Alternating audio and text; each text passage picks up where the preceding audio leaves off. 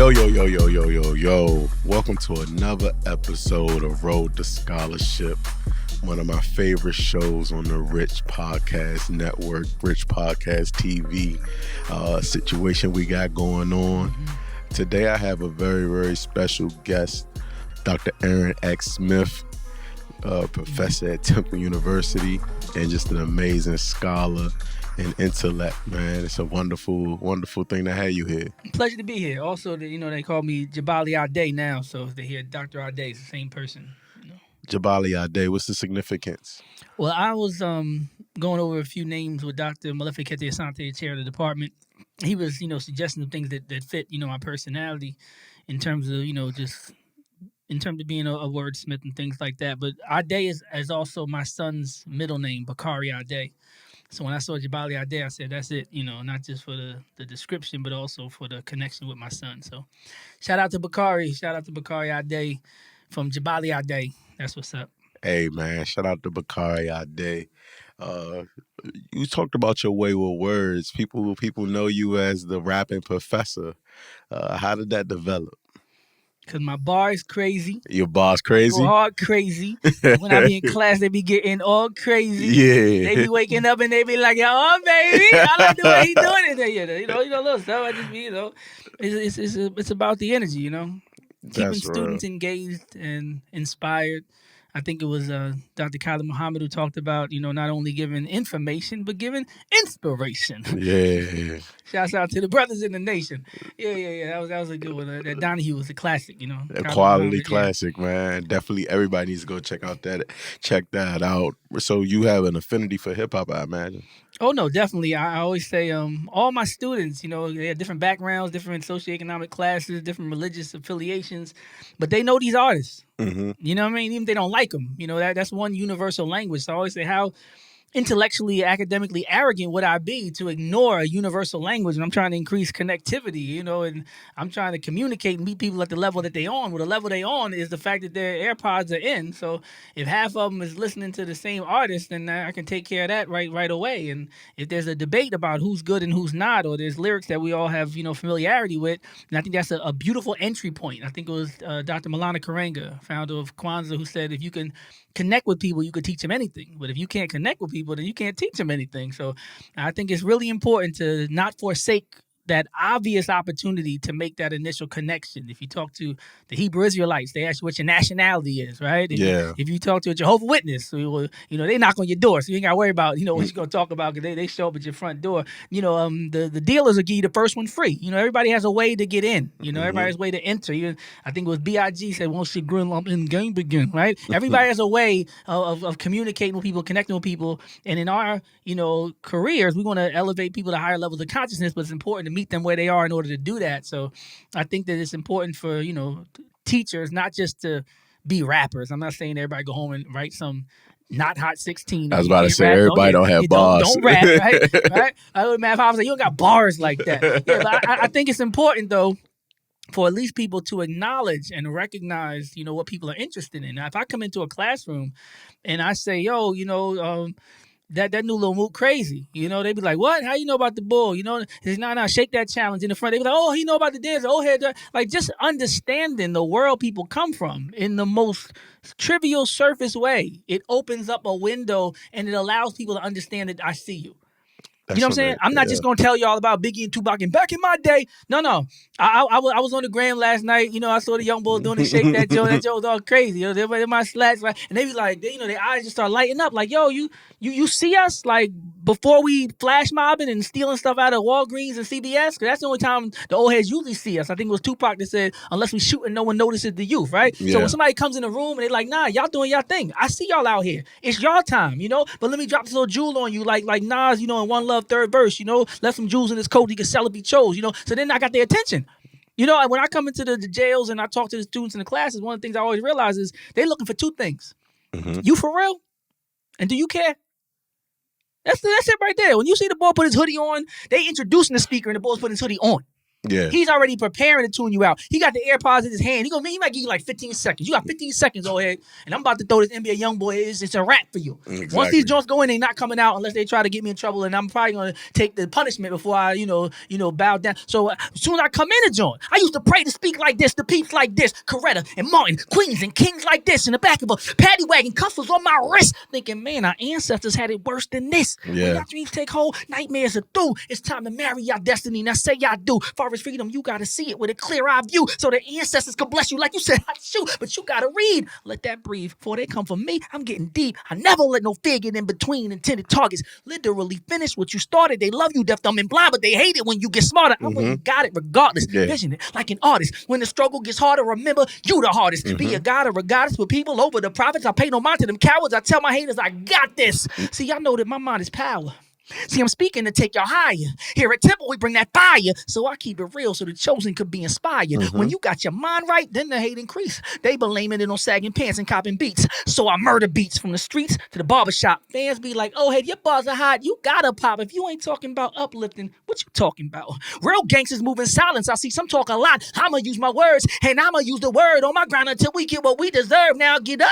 Hold it, wait a minute. They thought we was finished. Yeah. Took away the money for our schools to build up prisons. Flexing on my haters just like Pop Out with his spinach. Double them, yeah, I'm a G. I make a movement, making millions. Type to come with them Garvey and them Dr. Santi quotes. Melissa Harris Perry, some Ta-Nehisi coats. Some Mark Lamont Hill for their young minds to glow. If some names y'all ain't recognize, well, then Google that when you go. Cause it's more than about bill money or just keeping it real. Yeah. Those who brought this truth before me been killed. They caught around that, put them down, they in the ground, no joke. So I come to make this clip, but y'all know mirrors and no smoke. Yo, all I know is learning. When it comes to me, I got books on Afrocentrics, I got books on Dr. King, got my BA3 MAs, and I got my PhD. So every time I give a lecture, I'll be turning up to here, and then I got their attention.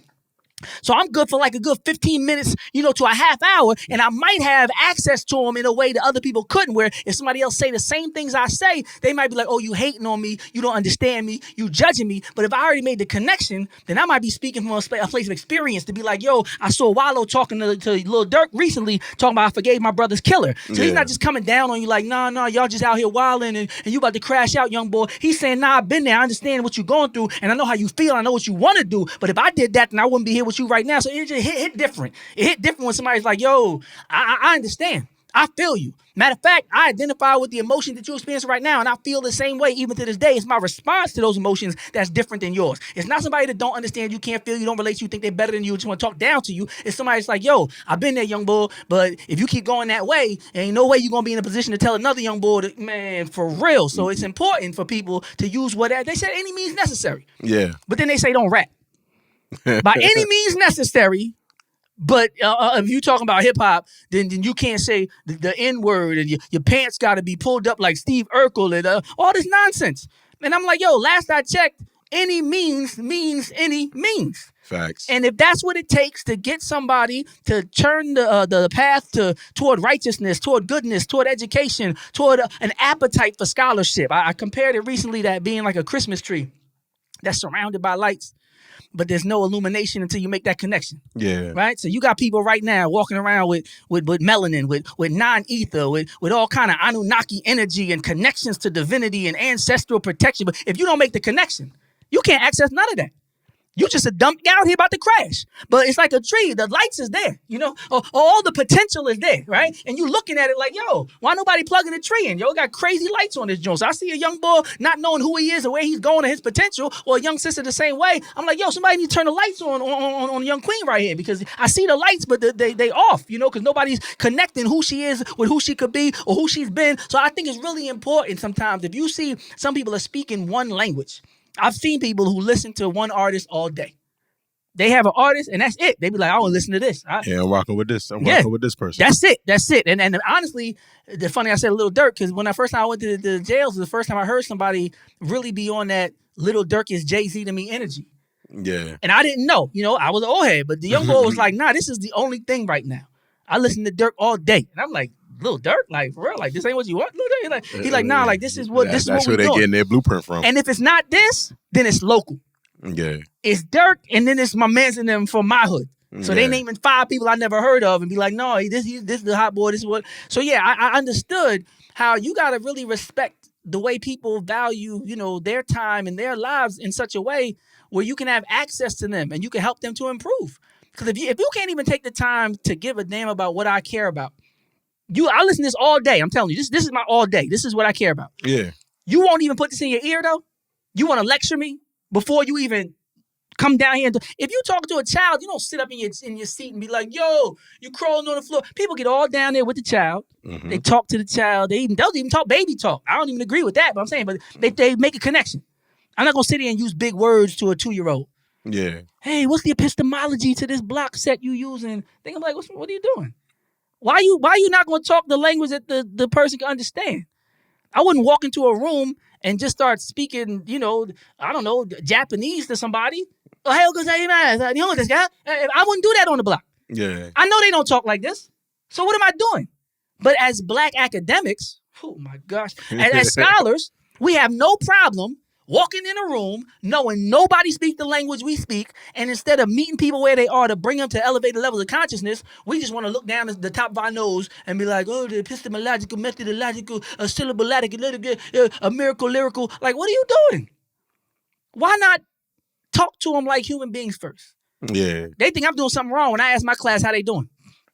Even the students look up like, wait, you act like human beings? Like, what, you really want to know? Is that rhetorical? Yeah, like some people say like what's up, but they don't really want to know. Like, how you doing? They don't always tell them. I really be like just checking in. Like, I saw a CDC article that said from 18 to 24, suicidal ideations was up like 50%. It was like 13 to 24% of the people, depending on what stage of the epidemic, had not just like, had a passing thought, like suicidal ideations, like they had thought about giving it up. Yeah. 18 to 24, like levels I've unseen in previous generations where people are like, I'm not just sad, I'm not just depressed, I'm not just anxious, about my grades. Like, yo, I'm really wondering if and contemplating whether this whole thing that they call a life is even worth, living.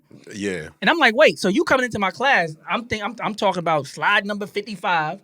You in the back of the room, like, man, you like literally on some Melly Mel, like you on the edge. Yeah. Shout out Tracy Lee too, for those in Philly. He had a joint called "Living on the Edge." Walked on ice and never fell. Run DMC sample. But shouts out for those, do your homework. YouTube.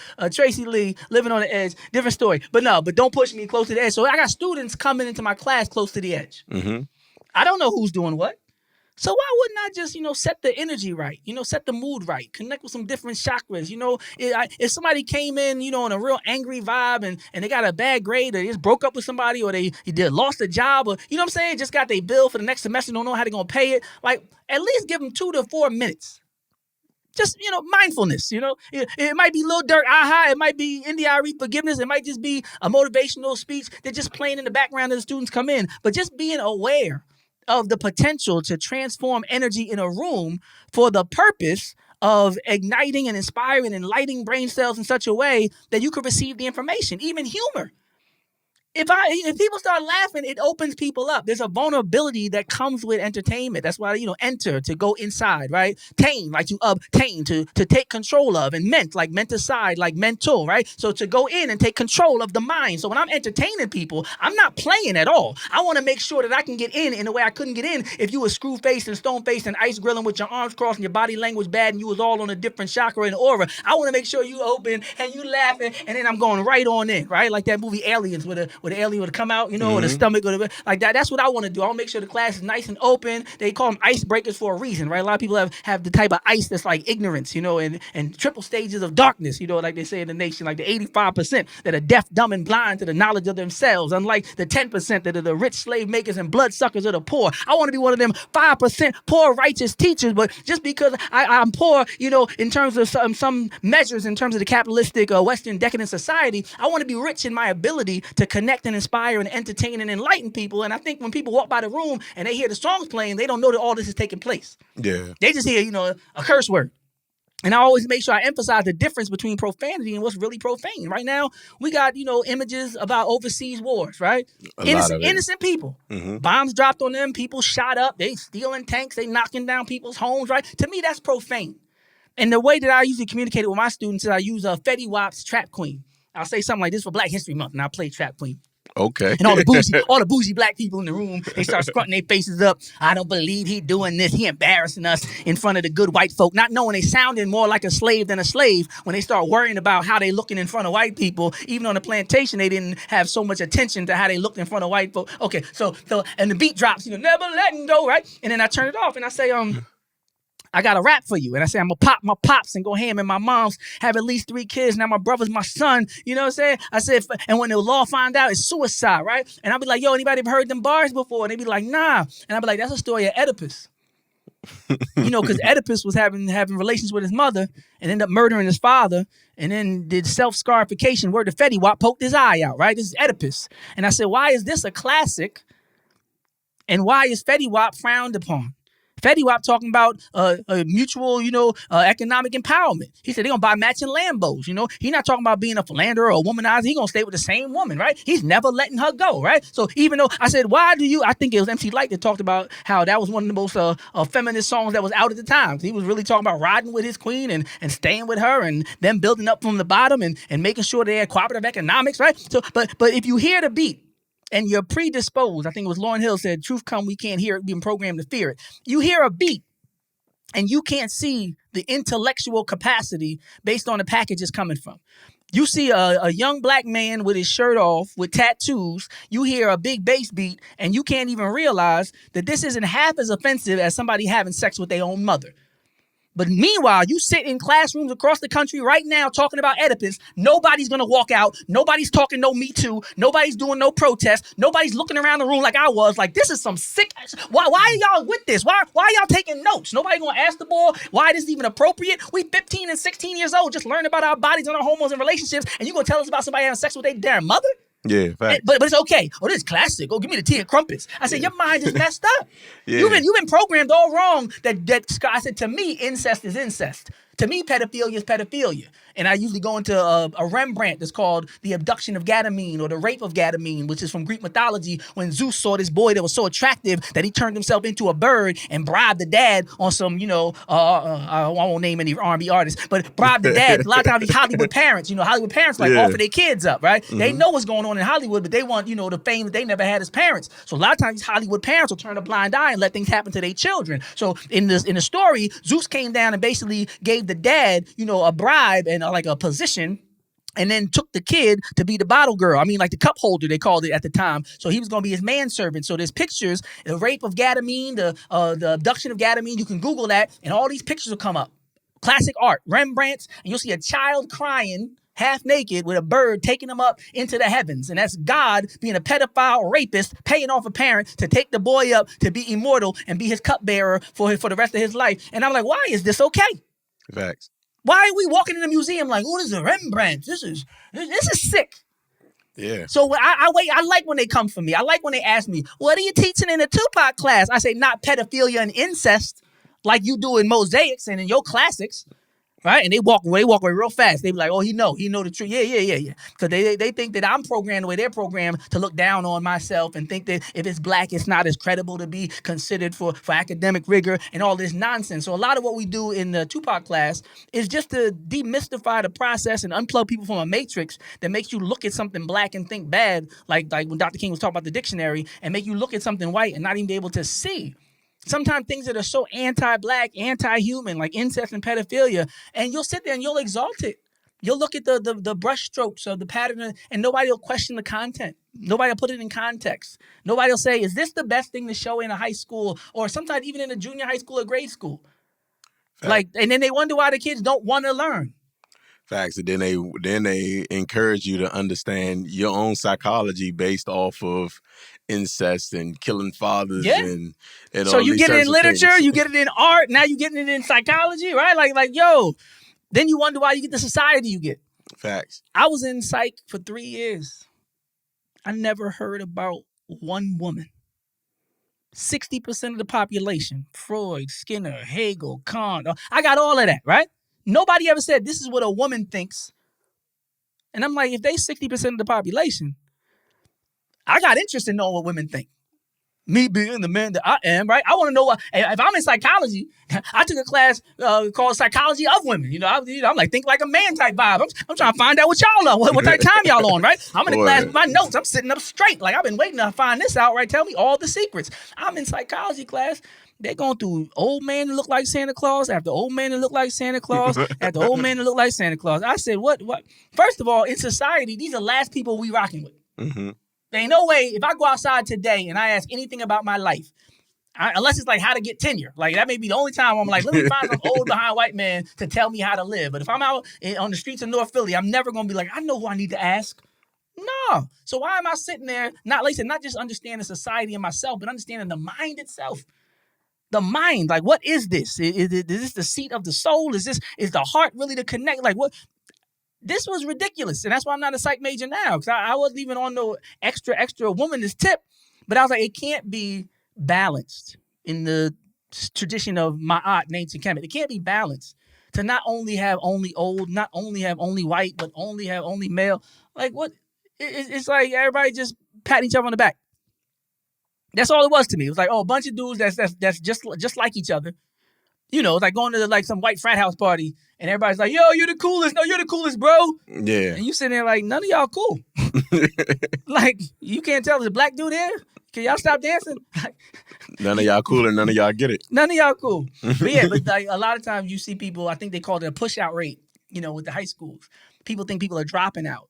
But no, with the content and the curriculum, you're by design making it unappealing for a large swath of the country, primarily black and brown people that would never come into that room and feel like, yo, this is me. I want to do this the rest of my life. I totally resonate with these people, especially when these people are, coke sniffing, incest dreaming about, and all this other stuff. So oftentimes, I'm always thinking in terms of the black scholarly tradition.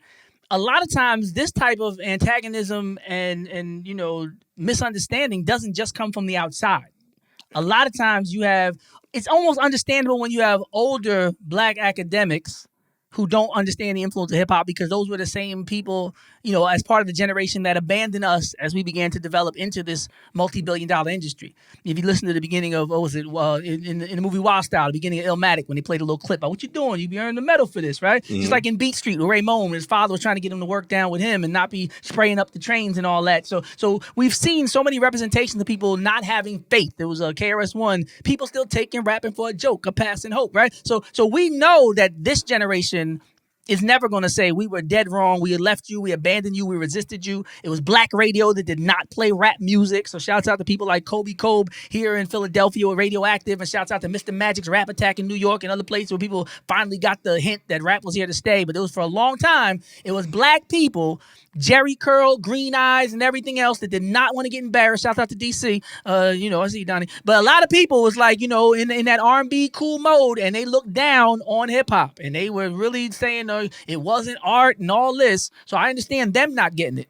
But now it seems like it's a different faction where it's a fundamentalist, strain of pseudo Afrocentricity, I might call it Africanity, where they look like they're about that life, but they're not really about that life because they're not really about, balance or family or anything else, but they are about critiquing other scholars. So they look down on people who use hip hop as a tool, because they're the only talking about the ancient Kemet and the pyramid type black scholars. But here you are talking about that, but you going into this pop culture thing. So you're less of a scholar than me. Meanwhile, they can't even fill up a class of 15, and my class got 150 people. And I say on some level, we got to be more pragmatic. And I guess that's why they had such an issue with Booker T. Washington. They like a Negro that gives a lively speech more than they like a Negro that creates an institution that lasts. Like my child can go to Tuskegee today. Yeah. A lot of people on a lot of y'all T-shirts can't do nothing with it but play it on YouTube and cheer along with their dead self. And I think their kids would have probably preferred that they had their fathers as opposed to them having a lot of views. And on their so-called celebration holidays, nobody cash apps their kids. When the last time you heard about Bernice King getting $500,000 on Dr. King Day? A lot of these foundations get money. A lot of these schools get money. Even in the drug game, if you get booked, if you get popped, my kids get taken care of, right? If I go down, if my team is real, stand on business. I didn't tell on nobody. It's like Bobby and Rowdy. Like, I expect you to look me out. Yeah. But this so-called black movement, you could watch a man get shot at the podium. Didn't even run. Malcolm didn't get shot in the back. Listen to the audio. He calm as hell. He saw the guns getting drawn. He telling him to calm down. So you watching somebody with a handgun and a shotgun approaching you. You don't scream. You don't run. You don't bow. You don't buckle. You don't bitch. You don't do nothing. That's and you know my lady right here. My lady right here. I'm about to go. Like you said in the interview, I'm a dead man already. So if somebody gonna take that kind of stand and make the ultimate sacrifice, his kids should want for nothing. Ever. So if you ever want to critique anybody in this new generation, just know we watching y'all. We saw how y'all treated Dr. Ben. We saw how y'all treated Malcolm's kids. We saw how y'all treated Dr. King. Dr. King's approval rating was lower than Donald Trump's at the time he died among black people. Don't you dare turn around and tell any of us what to say or how to use our gift. So if we want to use our gift to go the LeBron route and put 1,000 kids through school and build a school, or the Oprah route and put schools overseas, and if we want to live good and do good, then man, fall back. I got rich and gave back. To me, that's the win-win. Shout out to Hove, man. Yeah. Nobody's going to be around here doing a bunch of talking without any institution building. No supply chain development. No product development. No talk of import-export. No growth of your own food. Like a lot of y'all is still trapped in this time period where y'all not really legitimately assessing and critiquing the insignificance of some of your movements and some of your time periods. You know, a lot of it was symbolic. Yeah. A lot of it, you know, y'all wasn't the first generation to really rise up. Y'all were the first ones to rise up with all them cameras around. And somebody need to say that, because in the 30s and 40s, when they was building their own towns and they was resisting Jim Crow and fighting against lynching, like they was fighting too. Just because there wasn't no TV shows about it, and there wasn't no Mike Wallace walking around, wasn't no Pettis Bridge beating and cracking in the head on you know, getting replayed on sound bites, that doesn't mean, and people have a false sense of importance. They have a false sense of uniqueness, as they say in psychology, right? Mhm. In the 60s wasn't much different than the 50s and the 40s, bro. Matter of fact, in the 50s and the 40s, we was getting married more. We was owning more land. We was doing more cooperative economics with our own towns. So if you really want to talk, if there's a time period I would want to emulate, it'd probably be when they was doing Oklahoma and Tulsa and Edenville and Rosewood. I want to emulate that. Yeah. I don't want to emulate the 60s as much as I would want to emulate. So a lot of these people, you know, they get these eyes on the prize and other. No offense, y'all did what y'all did, but y'all no different than the people who did things before you. You didn't strive any harder than Harriet Tubman's generation, when Frederick Douglass is punching the slave master in his face and finding freedom like Tom Cruise Mission Impossible, the prequel, right? On trains with fake papers and all this. Like you got people now that we have to deal with. You got these boomers that we have to deal with that have no idea that there's nothing special about what you did in terms of, you know, contribution. But what's really consequential is the fact that the coverage. The coverage was exponentially increasing. Nobody thinks about that. Nobody says, yeah, I guess there was cameras all around. Frederick Douglass was talking to Lincoln and basically saving the nation. He beat that ball too. Yeah. When Booker T. Washington was the most popular African-American in the world at one time, they tricked us into thinking he was a sellout. And had the same vibe when they was turned against Jay-Z for meeting with the NFL. I'm like, wait, Kaepernick got a Nike deal. The Bulls that kneel with him is still playing. So everybody else can go secure their bag and do what they want and protest to whatever extent they comfortable. But if Jay-Z comes in and actually does business, so you comfortable with the Bull pimping some shoes, you comfortable with the Bull playing for a known racist coach in a known racist institution. You comfortable with all that. You're not protesting none of them. But when a black person says, no, I want to be a boss too, then it's, oh, he a sellout. Yeah. And I said, what in the field house slave mentality is going on here? And the same people talking about that was good with the hip hop halftime. You don't see the boy that you were saying shouldn't have done nothing was probably one of the main reasons why you got a hip hop halftime. We turned the corner, you know, it was just a big moment. It was a full circle moment for hip hop, you know, for the FBI to be investigating your NWA and then for Snoop. Yeah. Incremental progress is called. Mm-hmm. Like Henry Box Brown getting to Philadelphia and jumping out the box and not knowing enough to shut up and doing a whole speaking tour. And people like Frederick Douglass was like, bruh, we didn't get free talking. We got free knowing without talking. Whether it's sewing quilts with escape routes or singing hymns and spirituals about following the drinking gourd or wading in the water to avoid the scent of the dogs, we did far more shutting up and building and connecting and working than we ever did giving a speech. One of the best deceptions they ever gave us, and that's the Christ of these black Negro intellectuals now, is that we think that talking is the same as working. Talking is not the same as working. So I'd rather you shut up your whole life and work. Shout out Ruby D. Shout out Ozzie Davis. Shout out people, Harry Belafonte. Shout out people who behind the scenes was putting in crazy work and lived. You know how much work you can get done if you're still alive? If you're not dying at 25, shout out Pac. If you're not dying at 30-something, 40-something, shout out Malcolm Martin. You gotta temper it. You gotta temper how much you saying with how much you trying to get done. What's your real goal? If your goal is just to tell people off and tell it like it is, then keep it real, let it go wrong, and get up out the way. But if your goal is to say, I want to have a lasting legacy, I want to think about 5 generations down in terms of not just my kids, but my people. I want to have a lasting institution that'll outlive me because there's only so much I can do in the physical form. So I want to make sure you think it's called generativity. You start thinking about the next generation that you get to a certain age. That's the way it should be, right? So I'm like, yo, if all I could do is wake up and have 12 hours of work, I got to be able to make money while I'm asleep. Mm-hmm. And if I'm only going to be here for 50 to 100 years, I got to be able to have an impact when I'm gone. And the world is run by the ideas and contributions of dead men and women. Shout out the Constitution. Shout out the laws of the nation. Shout out the Bill of Rights. Dead men and women's ideas still run the world today. Why? Because they had the know-how to say, how can I have a more lasting, consequential impact? It's not going to be from running outside emotional and impulsive and saying whatever's on my mind. It's going to be, in the words of Tupac, to plan, plot, and strategize and work first. Bang, bang, gang, gang. Been real. Yeah, you already know, man. Again, definitely thank you for stopping by, Yeah. dropping them jewels on us.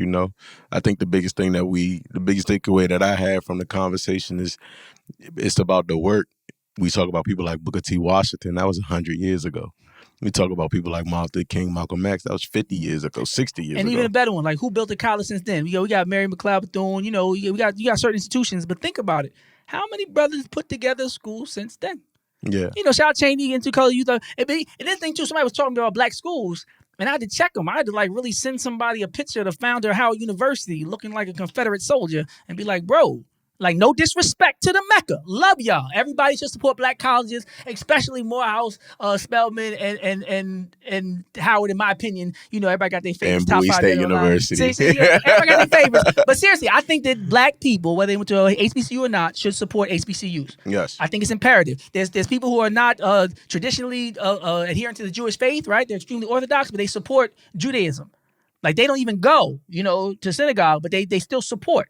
They understand the importance of cultural connectivity and institution building and cooperative economics, and they will give. They'll be like, I don't even go, but I give, right? Like that's important for us to have that cultural understanding of what resonates, with us and for us. But sometimes people get caught up and think they blacker than somebody else, and I'm like, bro, if I go to a school with an actual black founder, and you go to a school, with a founder that look like, no offense, but the boy's not black, right? So a lot of times people are down in Booker T, but they at the school that the white man started. And it's I don't know. I don't know if that's historically and scholarly accurate, and fair and just and reasonable to look down on certain people, because if you can't replicate it, we need to study it to improve upon it. People do that all the time. I don't like what the board did, so I'm going to do this one. But you see, anybody trying to start a school today, they'll be the most vilified black people in public space. No need to say any names, but all you got to do is say you got a school you starting, and black people be the first ones, what's better than what we got here?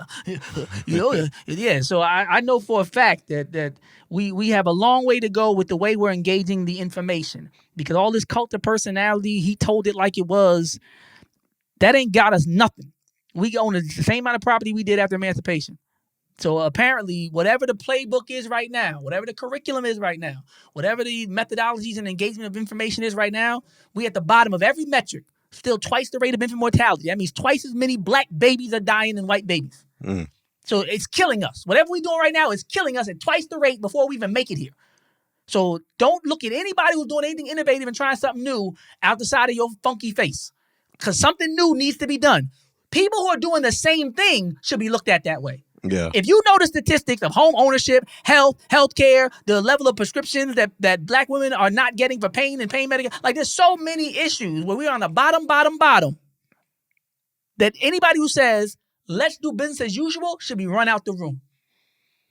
People are getting killed for sleeping and barbecuing and everything else and pulling out their ID. If anybody says, let's keep doing what we've been doing, that's the person who we need to look at like they used to look at suspected agents of COINTELPRO in the 60s. Anybody who says, I got a whole curriculum and it's the same one I had 10 years ago. Pre-COVID, pre-Black Lives Matter, pre-everything, I'm doing the same thing. And there's teachers like that. They're teaching the same way they taught 30 years ago, wonder why nothing's changed. And mad at you because you don't want to stay stuck in an ineffective past and you want to be innovative in the future. So I challenge a lot of the young people out there to don't just get impulsive and upset, but take the positions of people who are not using them effectively. When I was in class and they weren't teaching African history, I didn't get mad, I didn't protest, I didn't walk out. I took 2 sets of notes, I passed tests and learned the truth, and I said, one day I'm gonna take your job. And here we are today, man. Bars. Again, special thank you to Dr. Ade for coming through Yep. and dropping them jewels, sharing that knowledge, and spreading the wealth, man. We definitely appreciate you, and I definitely hope we can sit down and talk again. No doubt. Peace. Peace.